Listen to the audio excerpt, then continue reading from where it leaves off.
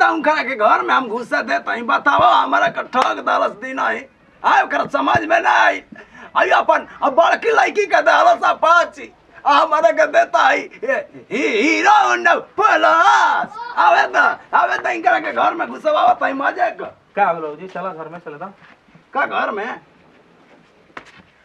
नहीं के जाए के घर में नहीं जाए के ना नहीं के जाए के तो का बियाह कर का सिवार में रखे खाती का हमार सपना रहे बचपने से सपना रहे कि हमार लड़का के बियाह करत हम अपाची मांग एकर बाप ना दादा मोटरसाइकिल के लाभ हीरो होंडा पे चढ़ल कर बाबूजी कितना बोलत नहीं बाबूजी के कहाँ उतना समझ कि आपके 1 लाख के अपाची दे दे सर हाँ जौन रही तौने न दी है तार बड़की बहनिया के अपाची कर रहा है संवरना देवे के हाँ तो का अरे मान के चलो कि 80-85 हजार के स्प्लेंडर वो तो मिल रही ना बिया और 1.5 लाख अपाची के दाम बा और उनका फिर संवर नहीं के दूगो लेकिन बिया कैला तो कहला तो और ओकरा के बेरी संवर है अपाची देवे के हमारा के बेरी हीरो ना जाए दे तू जो घर में हमारे लड़का ना जाए जब तक ले अपाची के दाम ना दिया चाहे अपाची किन के ना दिया ना तब तक हम तो स्वागत ना मनावे दे तो तार दिमाग बा खाना एकदम का ओई घर काहे के हल्ला ओई घर कहता कि अपाची ले ला तो फिर बेचाई हां बेचाई हम गाकी खोज ले लाई खोज ले हो हां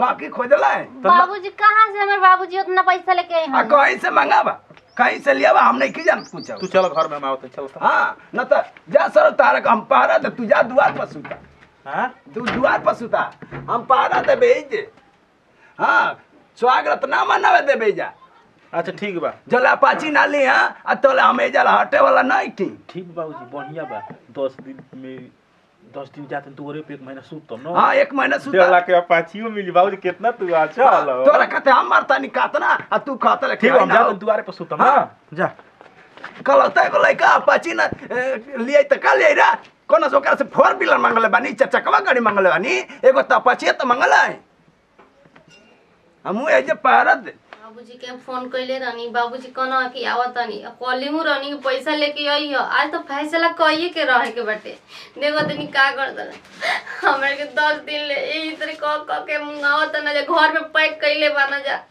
ना बाहर निकाले तो तनी जा ना हमरा के उनकर के भेजे तो बच्चियों बाबूजी रो मत चुप रह बच्चे बताई बाबूजी हमारे के घर में पैक कइले रहत नहीं जा हां खाली खाना देते ही जा खियाओ तो जब फिर घर में बंद कर देते ही जा तोरा के हां अब फिर उड़ा के भेजा वो नहीं की जा देता अरे रखले रहत नहीं जाऊ पाहुन नहीं खावत ना बाबूजी आ कहां बाना समझिए छोरो रो मत भौजी समझ भाई का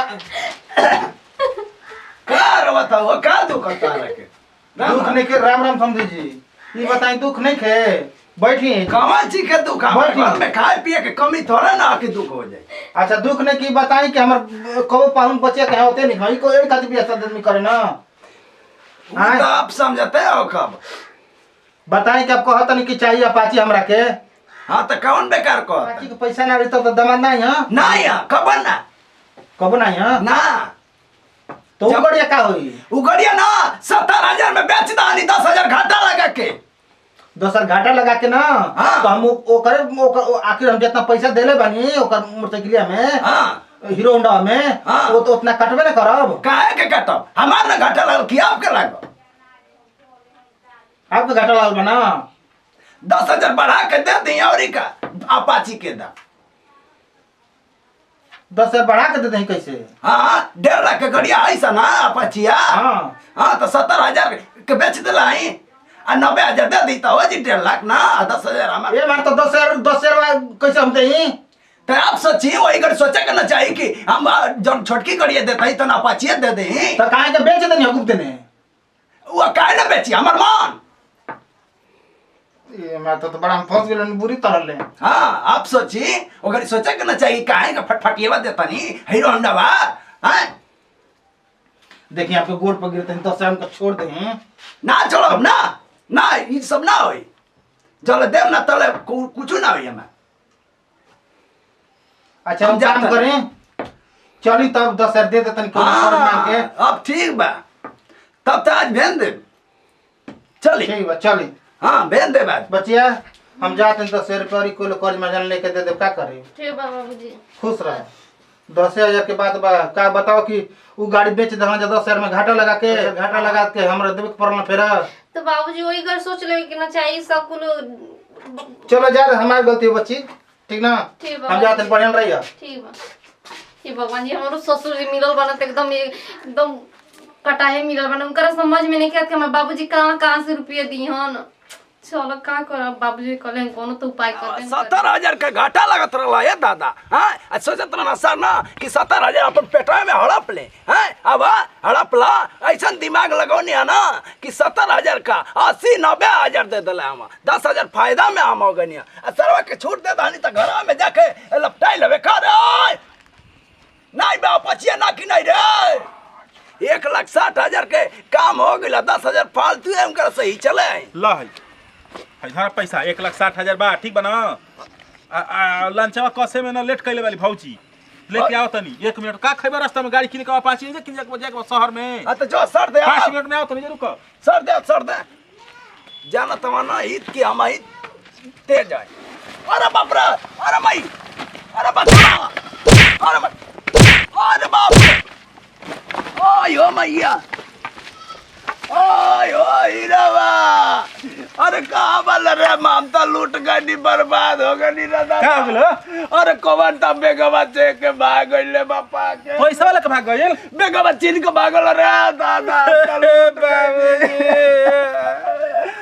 अरे क्या भागल? अरे भागल रे ससुर कहीं के दिमाग नहीं के बैठ गया सर कहीं का। ए भगवान हम अब के हरो के ना बनी रे दादा। नया पंची के डाल लगो गड़िया गइले बापा रे बापा। चलो घर नहीं के केन कहां भाग गई? हमर हीरो होंडा बढ़िया रहे, वो ले गइल बेच डाला, वो चल गइल पछिला कैसा डाला। अरे मुहमा बन के आइला लेके घींच के लेके भागी गइला रे हीरा। अब हो गइल ना। यही से कहल गइल भाई बात, कहल सच्चाई कहल कि जवन मिलल धन तवने के धन समझे के चाहिए। हैं ले दहलो न मैल हमार। अरे मैल पानी में मिली गइल, पानी में तारा चलते मिलल हट सर कहीं के घर में पकावाती डाला इधर। बूढ़ पुरानिया के पैसा दे के घर में सर घुसत रहला। रुक जा सरवा कहीं बाबूजी रुकोइल बन जा पाची खरीद। अब देखो कौन रंग खरीद के लिए आवे जा, लेकिन का कर हमार बाबूजी के कर्जा में डाल दे हनी न ससुर जी हमार। अरे हम तो लूट गई, बर्बाद हो गई रे बापा। अरे हमार कैसन किस्मत भइला रे दादा। का हो गइल बाबूजी? अरे पैसा चुरा के भाग गई रे बापा। तोरे बाप भेज ले, हम जानते नहीं कि कुल काम करी जरूर। आय तेरा पैसा देता है सही तोरे दे दे। तोरे बापा ना चोर भेज ले होई कि जो मेरे पैसा देता नहीं और लेके भाग चलिए। पगला गेल बनी आप पैसा मांगनी अपन बाप ले ले। पाची खरीदे, अब पाची खरीदना गनिया कहन के का कहते के गनिया कहत नहीं से ना अपन बाप ले फोन लगा के कहो कि 1,60,000 रुपया बेटा काहे से कमाता ना। ए बाबूजी सुना, मल सारा गलती तार ह, ठीक ना? आ तू ही भोग तके पता बा केतना बढ़िया 85,000 के रहल स्प्लेंडर प्लस तो तारा के बेकार रहल ह। खजला के रहिया गड़िया उहे बेचना, हमर ससुर बेचना गड़िया। आ पैसा हमर ससुर देना आ पैसा आज देला, हम ससुर 3 दिन हो गइल पैसा देले। देले त अब वगैरह वाले साजिश न करले का। साजिश कैले हई, जैसन करनी वैसन भोगनी। चल जा अब तो ना जो मना ससुर के कस लाग। चल हम सर मना के बताओ हम के औरो केना भइनी। के और बिना आप तो लाइले रानी कहत तो हम का जानी लुटा गई, लुटा गई जा तो रानी जा पाची खरीदे दे के पैसा का के का। अरे हम बाबू के दे दे दुआरिये पर हेई छी दुआरिया पर। हां देनी है जे कने का लंचावा तोहनी माय भौजी में गलती रहल, कहत लंचावा ले ले जे के संगले कहते काहे के भई रही। चल नहीं खर तन होइबे कर। चल सुट